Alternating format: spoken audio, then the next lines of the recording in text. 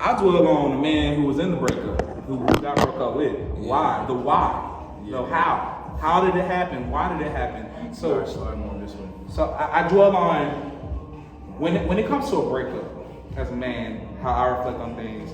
I always go on the why did it happen and how did it happen. Yeah. Because how am I supposed to improve for the next relationship, or how am I supposed to say if it ain't broke, don't fix it? Is it my fault? That's how you're immune to. That's how you become immune to gaslighting. Was this breakup all my fault? Gaslight your whole life, bro. You just gaslight here, gaslight there. All right, go ahead, bro. Because you have to know the definition of gaslighting to understand what gaslighting is. Let's go into the definition of gaslighting. I'm glad you do that, because a lot of people be throwing that word around just because they heard it and it makes them feel tough. You should actually know the meanings of the words that you use before you use them. Before you use them, a wrong nigga that knows what words mean. The practice of psychologically manipulating someone to questioning their own sanity, memory, or powers of reasoning. So that means if I snatch this and throw this on the ground, and he says, "Bro, you just snatched my marker and threw it on the ground," I say, "Well, you should never been so defensive to let me do that." Bro, can you pick it up for me? No, that's your fault. That's your fault. You were too weak to stop me from taking that, and I threw it on the ground. Now you gotta go pick it up. That's not my fault. That's your fault. I was just I felt like I wanted to throw it on the ground. I did what I wanted to do. But you need to get your ass up and get that, because that's all you, bro. Do you not remember? Do you not remember when I said I was gonna snatch that out of your hand and take it? You remember that, huh? Well, you did. You don't remember that? Okay, well, I do. The type of nigga I am, like, I would say pick it up. If I have to pick it up, I'm gonna get my get back. However I get it back. I'll get it up. I'll pick it up this time. But I'm just saying, you threw this on the ground. You did that to yourself. Yeah. Right. Appreciate that, brother. Yeah, don't thank me. Be careful. I wish a nigga would try to gaslight me, bro. I think niggas understand, like, there's certain sides of me that, like, you know, I was raised to not give too much attention to.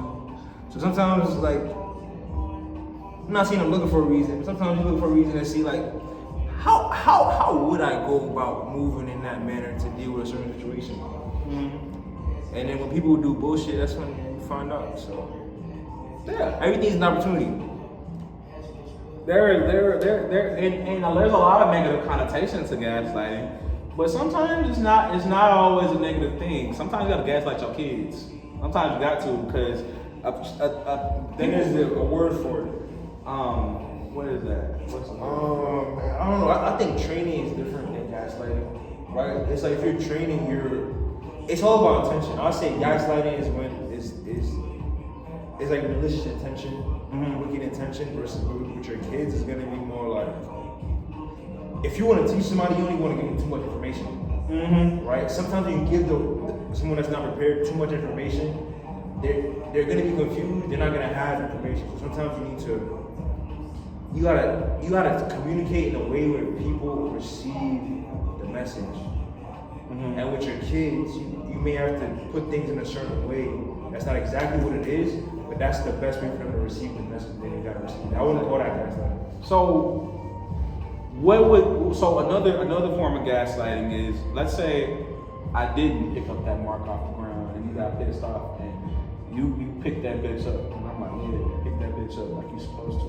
And you just smack me in my fucking eye, smack me in my face, and we just start tussling, and then here we go, people come in, then the third, blah, blah, blah. Let's say the third party in here that was more so like me more than like you. And you slapped me. You were completely in the right to slap me for that shit. Or were you? They're gonna start saying, well, you didn't think you just picked it up and then went to go tell somebody of authority to come and escort him out of here for that disrespect. You don't think that you could have done all these different things? Over myself when a nigga disrespect me. The fuck? And you need to mind your fucking business. If you wasn't in this shit, you wanna get smacked too? It's like some people need to know. Well, like now you're aggressive. Now you're aggressive. Now you mean. Yeah. Now you're an asshole. Yeah. Like some people, like, trust me, bro. Some people, you just leave them alone, because I want to go out of my way to treat you in the best way. Because I've been treated the best way. If you bullshit me, call me aggressive, call me whatever. I'm very aggressive. I'm the most aggressive nigga you've ever met in your entire life. What now? Because a lot of people like they're just talking, and once they figure out that you're not just talking, they go do that shit somewhere else, and that's all I needed from the beginning. That's all I needed. Just hey, your life, just not here. If you want to do it here, X, Y, Z will happen. And then I'm prepared for the consequences of my actions. I don't know if you are. That's probably why you do the shit that you do, because you're not prepared for the consequences. I am. So let me stop. You need. That's what needs to be said because I've been the same way. I tell people all the time. I've been the same. I've never changed. People that meet me when they haven't seen me since 3rd, 4th grade. They say, bro, you still the same kid, bro. You still the same dude. I say, yeah, this is jarius. When you're born as a child, until those rules and that structure is implemented in your life, until your parents say that's right, that's wrong, and the world tells you that what's right and wrong, you are naturally deciding for yourself what's right and wrong as a baby, and that molds your personality, what you feel how the world should run, how you feel like it should be. I have a nephew right now that's 1 year old. It feels like when he was like 8 months, 9 months old, my sister was just like, why you're the only baby that wants to eat everything. You want to take everything. Why are you want to take everything? Because that's it. I said, that's it. That's his personality. He a glutton. That's him. I said, damn. Remember this? I said to my sister. I said, no, he is a glutton. Like she can't leave anything around him. That may be his Achilles heel. This is Achilles heel. Yeah, that's not what he is. Well, we gonna find out. No. I mean, that's gonna be his Achilles heel. It's gonna be his potential downfall. You could always. Yeah, go ahead. Yeah, well, I guess he's more than a glutton. You know what I'm saying? Not just a whole person glutton. But you can look at it as a glutton, or you can look at it as somebody who is goal oriented and wants to go for what he wants. His brother was like that. His brother was like that. It didn't matter. It was different for him. So he likes to eat it. So my baby nephew likes to eat everything. Around the age his older brother, who was born right before him, he likes to grab everything. So I could take that phone that he's going to try to get right now, or that camera he's trying to get right now. I'll take that away from him. I'll move it to where he can't get it. Yeah. I can sit him on the bed. He's gonna do everything in his power. Yeah. He's gonna do everything in his power to go get that phone. Yeah. No matter what, he's just like, I can put it clear across the room. I'm gonna get out the bed, finally get out the bed. I'm gonna get somebody to hold me. They're gonna get me closer. And then, when no one's paying attention, it probably took an hour or two at this point. Never. I'm gonna get close. When no one's paying attention, someone's gonna put me in the area with the phone. I'm gonna get it. And that's what he did. I said, bro. That's a cool I'm like, you gotta put him in the right place. And I told my sister that. I said he's very goal oriented. I called the baby, like, I call the one, his older brother, goal oriented. You gotta fix it to call the baby. Maybe the baby can handle a lot on his plate. You feel what I'm saying? There's different ways to look at it, bro. But if you telling him gluttony from early, you're gonna condition him into gluttony. I'm not gonna tell him he's gluttony. You gotta find a better word. Like, hey man, you can handle a lot on your plate, man. So just prepare for that. You handle a lot on your plate. Okay. Yeah, there's outlooks. Okay, I guess I can say that. I guess that is my greatest sin. When it comes to my vocabulary, I'm cutthroat with my vocabulary. That's a little bit. Maybe that's kind of. It's hard. For me, it's very hard to step on ants without crushing them. in that situation too. You want crush ants? Huh? You know how tough ants are? Yeah. You want crush ants? They're resilient. Yeah. They know how. But also, I don't want you to feel like I don't want you to start lying. I'm just saying, I think the tongue does have power. So if like what you say does have an influence on whoever you're dealing with, especially if you have more power than them, because they see you as a determinant of right or wrong. So if you call them gluttonous repeatedly, that's what they're gonna think that they are. Right? And if you're cool with that, then you're cool with that. I'm not gonna ever call him his face. I'm saying, but also for me, I also like very much like truth telling. Like you also gotta warn people. Like gluttony could be ahead. Like I think that's very good. Yeah. I'm warning his mom. Yeah. Warning his mom. Gluttony could be ahead. Yeah. But now that older brother that I told you go oriented, he is now 4 or 5. He's four. He's four now. Yeah. And she has 4 children. He's a third. Out of all 4 of her kids, she's the one he's the one that she's the most strict, be the meanest and kind of more strict with because he's a boy. Not only that, he's a boy, but because he is always telling her off. The 5-year-old? Yeah, the 4 or 5, I think it's 4. 24, he's 4. He's always telling her off. Because she's a mom. She's handling 4 children. So she's always doing something. And she'll blame him for something or something that and the third. And he'll be like, but X, Y, Z. And it pisses her off to know him because he's so right. He's so right. Because his goal is always to get his mama back on track. It's his job. Like, even when she, handling the newborn, like, the baby, you gotta watch the baby all the time or else he'll fall off the couch. She'll put him on the couch and then he'll come behind her and put pillows underneath the couch because she loves that shit. Yeah, she'll less work for her. Yeah, it's less work for her. Like she hates it at the same time. Yeah. It's like, fuck, you're right. I should have put pillows because he might roll over. He likes to roll over. He likes to jump, like to do a leap of faith all the time. As a baby. I don't know why he's an interesting baby. This is Majay. His name is Majay James Lee. You want to put the names out? It's going to be a great name one day. Yeah. I just want you to be cautious. Yeah. If you want to put it out or not. Yeah, I have these are the loves of my lives. They're not my kids, but if I don't have kids, these are my kids. They're going to inherit everything. I have 2 nieces, Riri and Lily. Then we got Pre. That's the older boy. Then we got Majay. If anybody plays with them, we're gonna play with you. I invite you. Take that however you will. You know what I mean? It's okay. Take that however you would like. If you play with them, we gonna play with you. And you know what's crazy? It's like I don't want you to have another finger because I think they'll take care of y'all before that. And that's how you're supposed to raise it. Home alone type of shit. Like if I leave you alone and 2 idiots come in the house, I expect you to survive. Oh my God. With excellence. That's a funny story, guys. I have a funny story about that. So my sister decided to play a Halloween prank on them this past year. And she had cut the lights off and pretended like she was the boogeyman or something like that. So immediately they call Uncle Jay. Uncle Jay, the oldest niece, oh my God, I'm so scared, Uncle Jay, someone's at the door. And I say, I can't do nothing. So I say, okay, all right, someone's at the door then. It's time to get on, baby girl. It's time to get active. It's time to get lit. What Malia at? Now, my niece below her, she gangster. She gangster as hell. She in the window looking for folks. She got the scissors. She already, because she lived with me for a bit. So when she lived with me, I lived with my mom for a bit. She lived with my mom and me for while she was transitioning into another school, while my sister was transitioning to another state. So she lived with me for a minute, and I taught her as if she didn't have a father figure around her, so I taught her as if I was a father figure. And so I told her I gave her as much knowledge as I could that I could give a 5-year-old, 5-6-year-old. And I tell her all the time, I say, everything's a weapon. Everything is a weapon.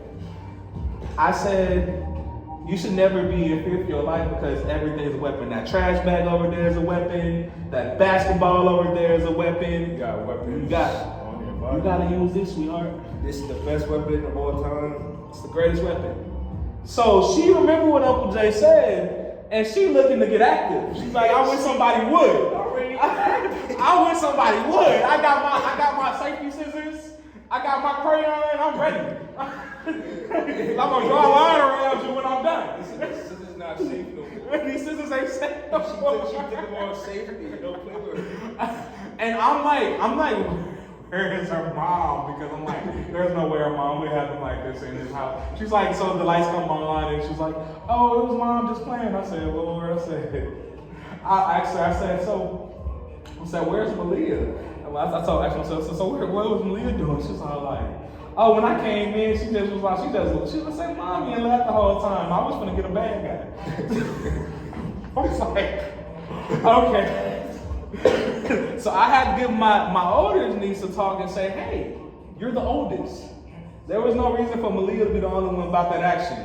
You have to protect your siblings. So So that means that whatever energy Malia is on, you should be on it 30 times plus. Before. You should have, And after. You should have been, you called me, which was smart.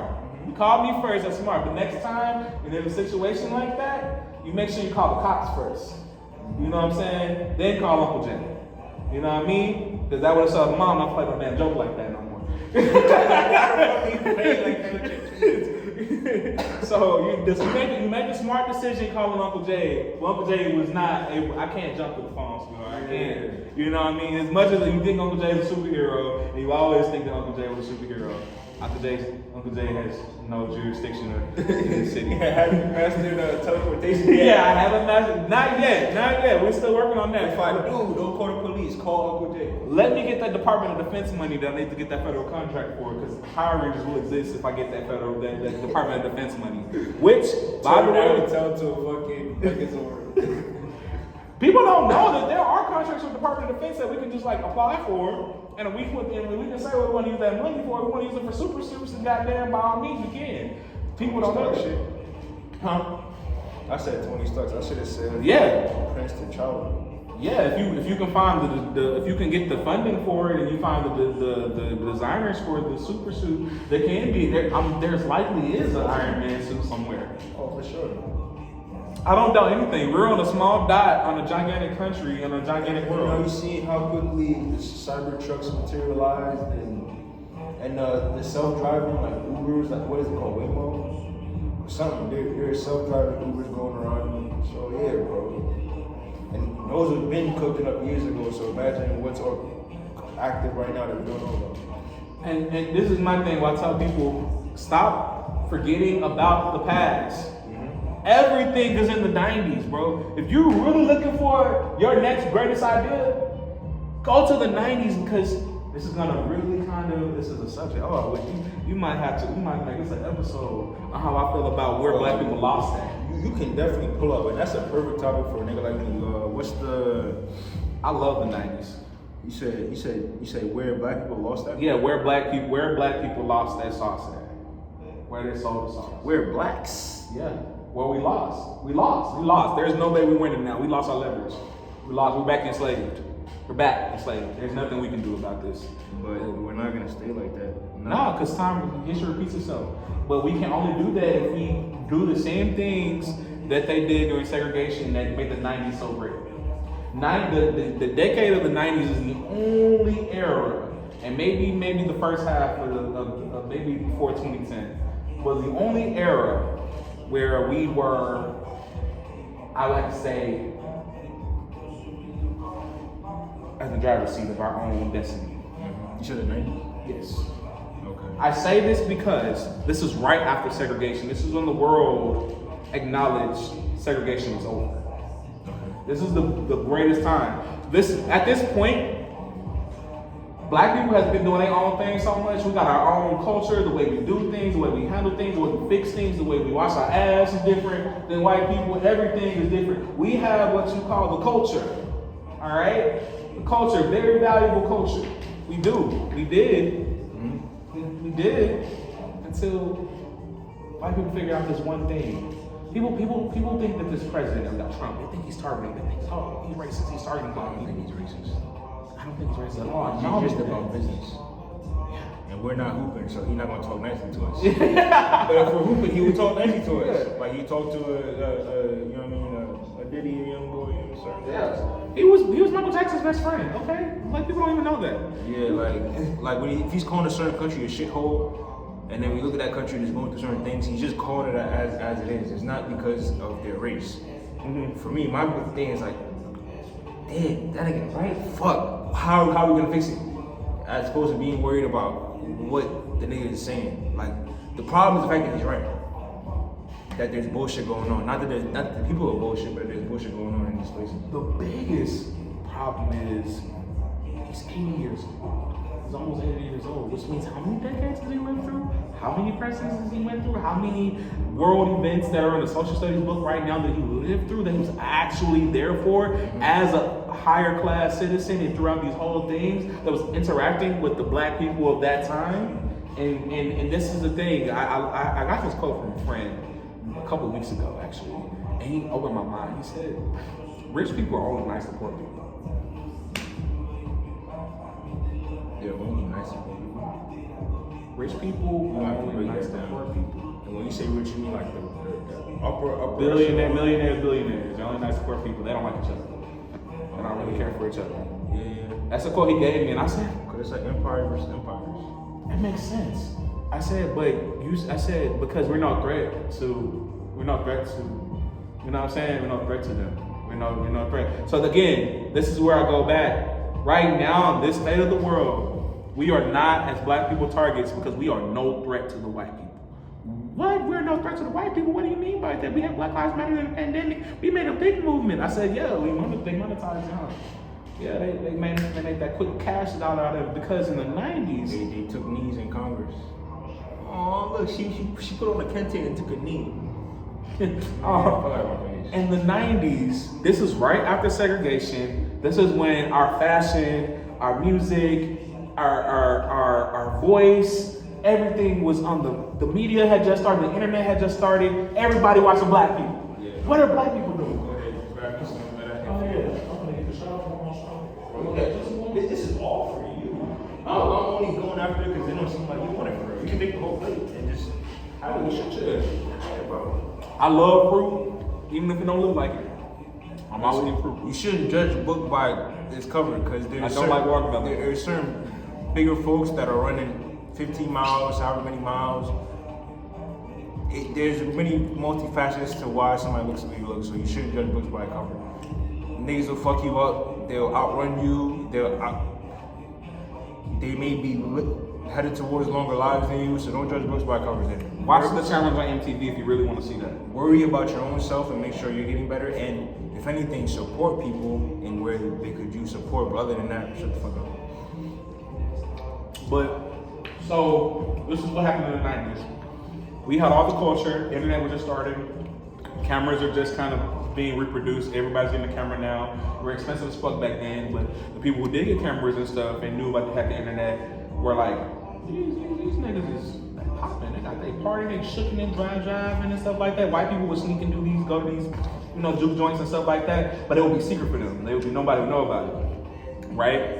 But then the white people noticed when segregation happened, when segregation ended, they're like, oh, these black people are on the rise. Everybody loves them. The PR is great with them. We don't have anything. So what do we have? Money. Because we're losing the power struggle right now. We're losing money. We have money.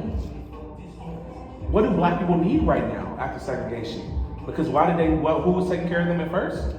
Us. We had the money, we gave them the rules, we gave them the housing, we gave them, they may not be the best conditions, but they needed us because we took care of them like they were pets. Like we were pet owners. This is from their point of view because we didn't really need them because we were doing work for them. Mm-hmm. They needed us. Mm-hmm. Because there's that point of view. So what did they do? And if you look at any 90s sitcom, black 90s sitcom, there's always an episode like this. Yeah. Black gentleman. Before they got this shit on. Yeah. Black gentleman do something really hip, really pop, probably does his own business or something, and then a white person comes in. I really, really like this. I really like what's going on here. Let me have it. How much? How much, man? I know you need some money. I know it. Look at those nice Jordans you got on right now. I wish a nigga would talk to me like that. I know. Look at those nice Jordans you got on right now. Tell me what I have on. I have on slides and ashy feet. I wish a nigga would try to tell me I need money because of my ashy feet. You're stupid. You need to go work on yourself and learn self-sufficiency. Fucking. Well, not everybody hearing that. This is manipulation. You have a strong mindset. Not every black person does. A black person that started a business doing this so they need money. That wasn't their original passion from the beginning, but they have this thing that they inherited from their grandfather that was successful in keeping the family going during that time period, that got all the bills paid because, again, it's America, we still were allowed to, black people were still allowed to have their own businesses and stuff like that. There were still black-owned businesses and successful ones. Highly successful, and you can watch Family Matters, any of those sitcoms. You can see these on the media, these TV shows that how these families were successful. Most of these families were middle class, black people.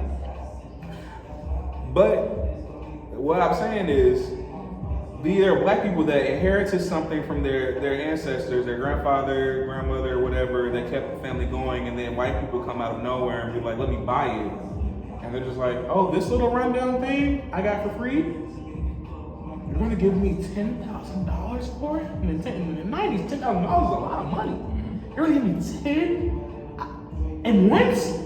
$10,000 for this little shack. Okay, sure. And that's how McDonald's happened. that wouldn't be the origin story of McDonald's. But then it's like, here's the thing though. I don't really know this origin story, I'm just saying that's why. Let's just pretend it is. Like, take the 10,000 and you have the knowledge. Build it again somewhere else, do it better the second time. We're not gonna do that. No, I'm just saying as a mindset, like, that person just is coming for the outcome. They're not coming for the work that you put in. So give it to them. Take the 10,000. Let them struggle. Make that shit fail. It's only gonna work if people give it power and energy. You just take it. Give me 10,000. When I was building this shit, I made like 10,000 mistakes that are haunting me right now. Let me just build it again. Fix. That's the right mindset. Fix all those mistakes, and then we over there. You have a blast. But what do black people gonna do to get the people? What do most black people gonna do to get that money? Now, let me not say most, but these are the stereotypes. If it happens, it happens more often than not. Because if it didn't, then there would be more black-owned CESs over there. Yeah, I mean, but they're also some of the stuff is marketing, right? So even when we do have things going on, it's like we're gonna call it our little own. Sometimes we give more attention to the negative stuff, to where there's mad people with their little own whatever going on that you put more energy on. That would correct whatever stereotype. There's a lot of small black-owned businesses, black-owned businesses in general, black people putting in work in so many facets. Like you work, you got 10 businesses, 10 jobs, been doing that shit for years. I was that kid at 5 years old, walking down the street unattended because it was time to sell chocolate at school, and I needed some money. I felt, and it wasn't even about the money as a kid, because I was one of those kids who didn't grow up asking for much because I didn't have no money. I couldn't pull out $1. Can't even pull out $1 right now. Damn, bro. You can't go rack for rack, can't go dollar for dollar. I can't go rack for rack, dollar for dollar right now. I couldn't pull out $1 right now either. Couldn't pull out $1 right now. What I always had is street cred. I've always had street cred. Always. Reputation is everything in business. Because when I do have money, everybody knows I'm taken care of. If I got money. If I got money, we all gonna eat. We all gonna eat because I live my life without money. Nothing really costs. The other thing that costs is a McDonald's, a hot and spicy, a McDouble, a hot and spicy meal, large with a McDouble. That's $5.12. We do not. That's what I need. Co-sign that brand, but that's his. He free to do what he do. You know what I mean? That's my happiness when I spend my money on. But that leads to show of but he has a business he wants to do, and I'm not doing shit with my money. You know what I mean? So what are we doing? Now I'm looking at his shit like, well, I am gonna start making. You know what I mean? That's when you start really kind of collaboration. When I went to college, I went to a special conservatory college, and a lot of people dropped out because they thought I don't eat. That's the only fruit I really don't eat. Why? Nah, bro. It just tastes like. Nah, try one. What are you trying watermelon? Bro, it's good for you on so many levels. Blood flow, just drinking water isn't enough because the waters we typically drink are stripped of the minerals that help you retain the water. So look at me, I'm dry because it's not enough to drink water. You need something with electrolytes like fruits or special kinds of waters. Put one on my plate, man, because we fellowship on the day.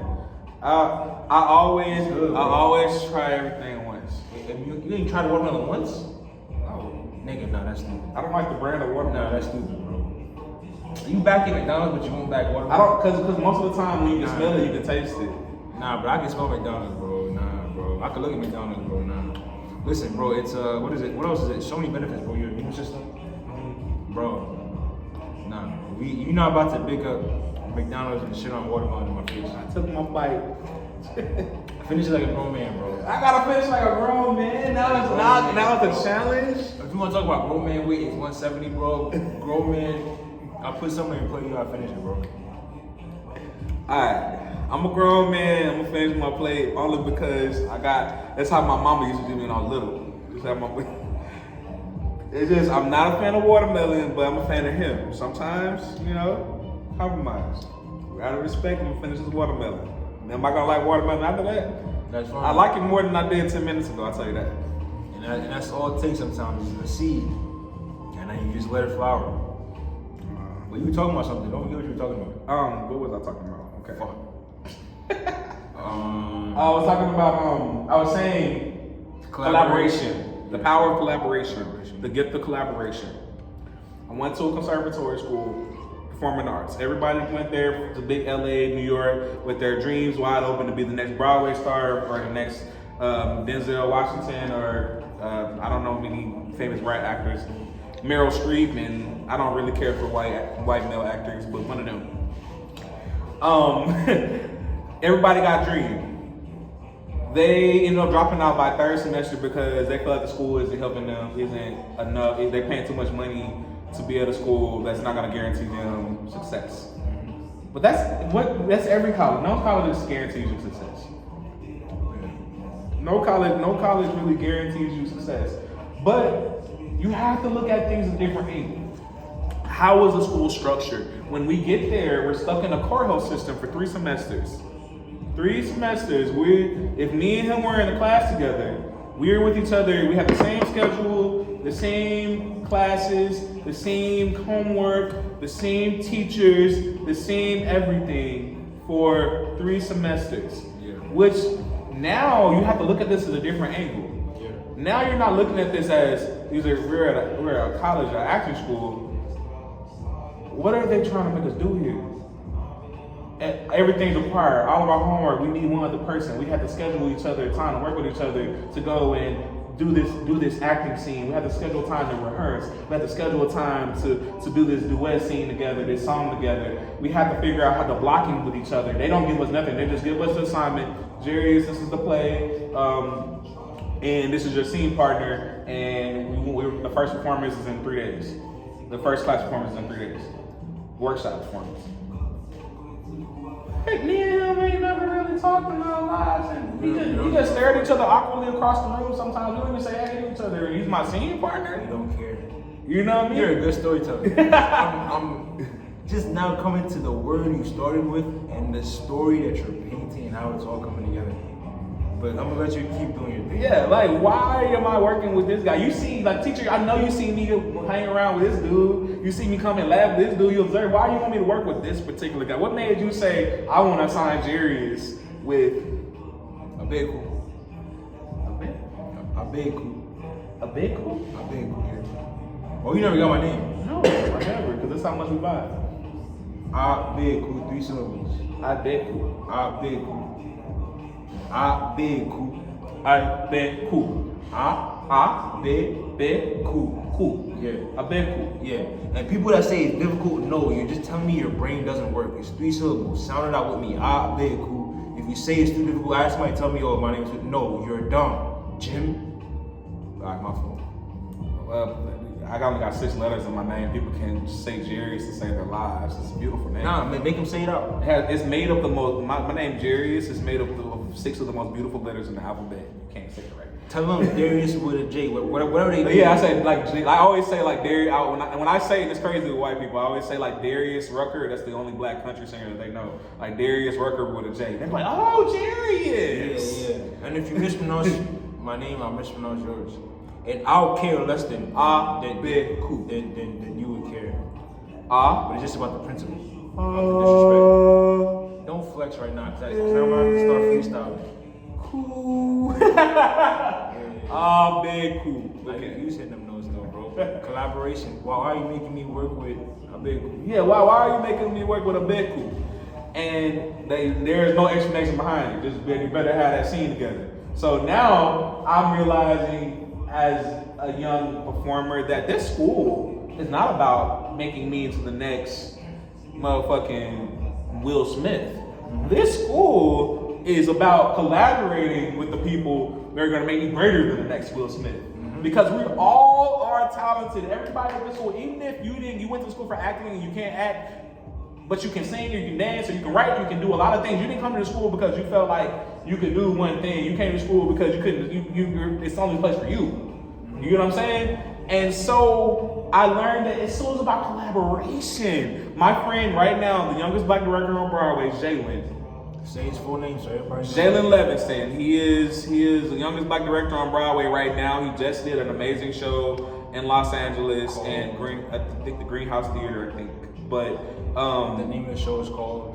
The name of the show is called Table 19. Quick promo.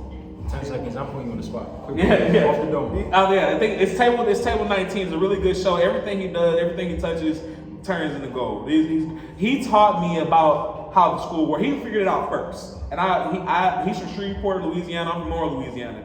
Us Louisiana people, we're not looking. He went to kind of a arts. He came from an artsy environment in Shreveport. Shreveport is kind of more of an artsy city than Monroe is.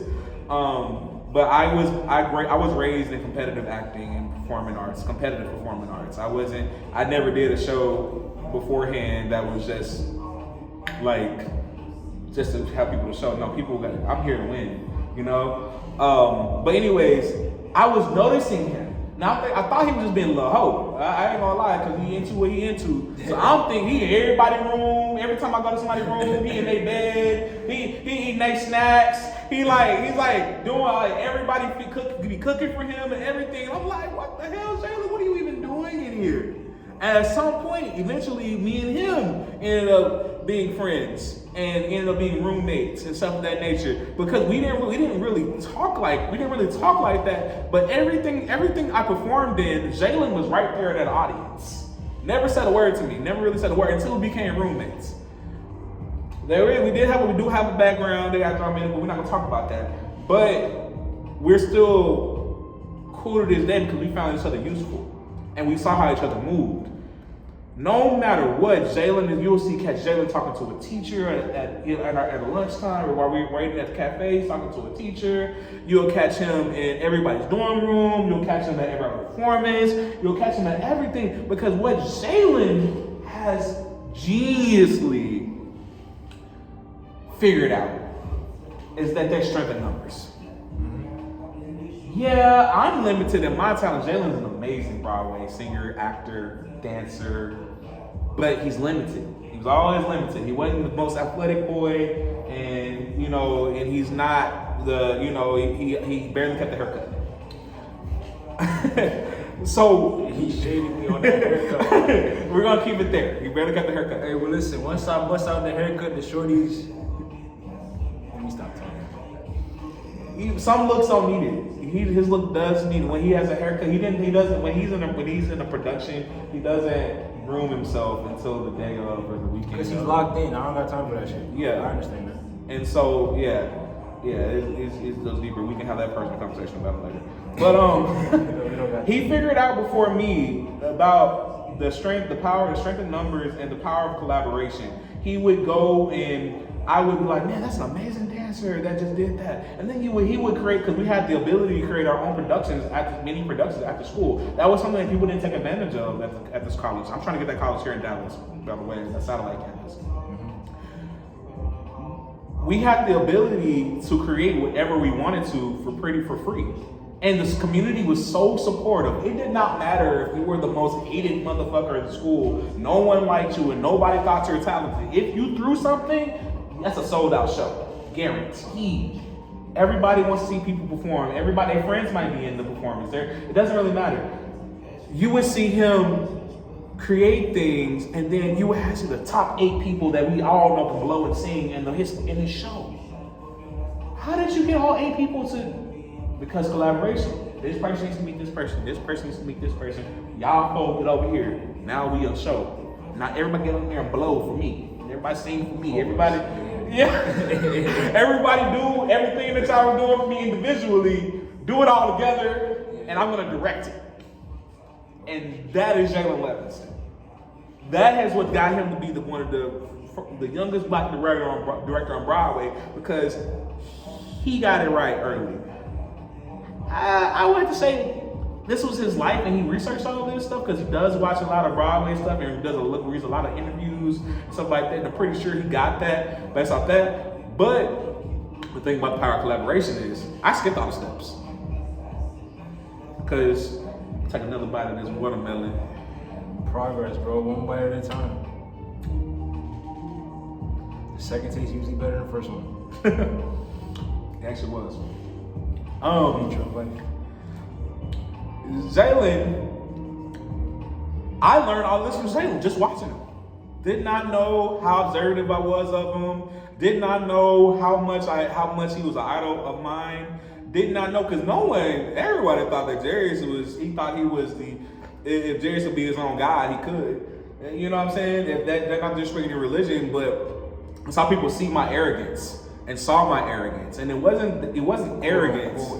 Quote unquote arrogance. That's another conversation. People they want you to shrink yourselves for them because they feel insecure. Just because, time out, no. Just because I make you feel insecure or uncomfortable doesn't mean I'm arrogant. Just work on yourself. I can't say that to everyone because people's feelings are gonna get hurt, and that's not always productive. But just a public service announcement: just because I make you feel insecure or make you uncomfortable doesn't mean I'm arrogant. Work on yourself. Ask me questions. Ask me why and or how I establish the confidence. After I tell you my reason, then deduce if it's from arrogance or it's from pain. Alright, I'm gonna let you go ahead. And he just said right there, man, people be like, you're so confident. I love your confidence. I love your cockiness. I love your arrogance. They're the same brother. They say the same thing. They say these words over and over and over again. I said, it's funny to me because I don't feel any of those things. I'm just not trying to go through the same things over again. What I have is something called courage. Facts, that's another one. I have that tattoo. I have the crest of courage tatted on my chest from Digimon. The crest of courage. Digimon is a throwback, bro. I have all the crests from Digimon tatted on me. Yeah. Along with Spy Medicine Fraternity. Which did you still got either, bro? Need it. Alright, respect. Which Digimon did you fuck with? Because there was like different versions. There was like Digimon Digital Champions. There was like different versions, bro. You know what I'm talking about. There was fucking Digimon Evolution. There was different versions. And so you're right. You're 100% right. Sorry. Mix of flavors. Enjoy it, broski. Cook, bro. Now it's a lot better because I decided to collaborate the orange with the strawberry. And you collaborate your fruits, collaborate your vegetables. Collaborate. I'm putting some of that citrusy taste because it's a little too. Because this was a little too. Why watermelon always bothered me because it's too sweet for me. I'm real with you. It just depends on the watermelon for me. Like this isn't my favorite watermelon, so I don't really know which things is the best watermelon. Okay. But it is good to hear. Yeah, for sure. So I gotta add some of that sour taste to it. You got the crest of courage. People always call you arrogant. I have the crest, and the crest of courage. People all call me arrogant, but I'm courageous. When I'm on stage before I perform, I am scared shitless. I got so much going on in my head. Do I have all the notes? Are people gonna like me? Is my outfit good? What if my zipper's down? I have all of this. Yeah, but you don't want that. Yeah, it's all this going. It's like it's everything going good. It's just gonna be me on stage in front of 80 to 100 people, and this is just normal in the school. And I've learned in every theater performance or every singing performance, you just gotta go do it. You have to do it. The worst case scenario is what? You mess up. I meet him. And you know, worst case, I need to speak to him about something. The worst case scenario is I sound stupid. He's likely gonna correct me and say you sound stupid. You know what I mean? Or if that didn't go well, he's gonna say no. You know, he's gonna you're gonna go on his life, you're gonna go on your life. The worst thing that anyone can ever tell you is no.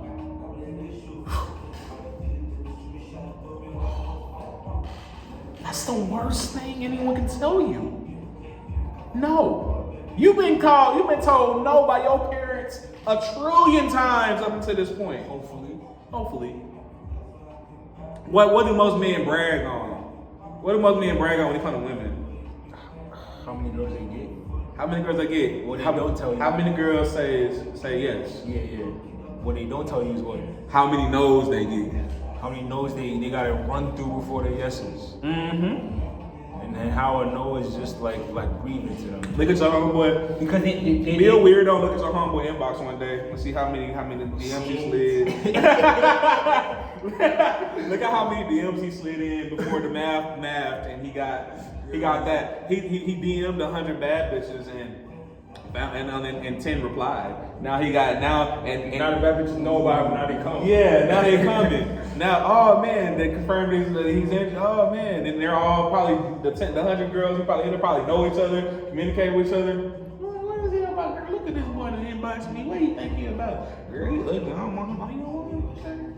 Yo, listen. I don't know how the game works. Just because she's gonna go to a shorty that she's eye to eye. Don't get lost in the sauce, man. Not even sometimes no's aren't even no's. Like forever, right? She's just not feeling you, and then over time, or she basically. Life is always good. Life is always good. Sometimes a no is a no right now. Sometimes a no is they need more time for information gathering about you, or they need more time for perspective about life. Then they're gonna be screaming yes. So you gotta disconnect yourself from all of that. And people but just as easy as people, just in the same regard as people are afraid to hear the word no, they're afraid. So a lot of them are afraid to say the word no. You know, what if I say no to your watermelon? What if you want to be my friend? I'm over your watermelon. You know what I mean? Yeah. You know what I mean? A lot of people are afraid to say no. I was getting to this point where we got to this point. I decided to eat the watermelon because he felt like it was a connection with our friendship to eat his watermelon, and it's gone. I'm actually enjoying the watermelon, not as much as I wanted to. But I'm not even enjoying these as much as I want to. Yeah. So that whatever food, you know what I mean? You know what I mean? But I figured out how to make it taste better for myself. I figured it out. Yeah. You know what I'm saying? And much respect, he gave me some fruit. You know what I'm saying? On a plate, he gave me some fresh mints. I'm gonna respect that. I'm gonna eat it. You know what I mean? But the point I'm saying is, a lot of girls, a lot of dudes be like, yeah, I bagged this girl, this, that, and the third. It's likely because she's probably was afraid to say no. Like you fucking badgered her. Y'all finally got one-on-one, and she was afraid. She said no. That's also You would get upset and try to destroy her character or tell other niggas that you did it anyways. Yeah. Earl Sweatshirt got a good bar about that. He's like, she shimmied into the air. That's consent getting established. Meaning like, you want to it's not even attractive when a girl. For me, like, it's not attractive if someone isn't attracted to me. Mm-hmm. You know, I like when people are into me. Otherwise, I don't want to spend my time, because there's so many places on earth where people want my energy, appreciate it, bounce it back. Why would I be somewhere where it's like the person doesn't want it for real? They're pretending, they could be pretending out of fear.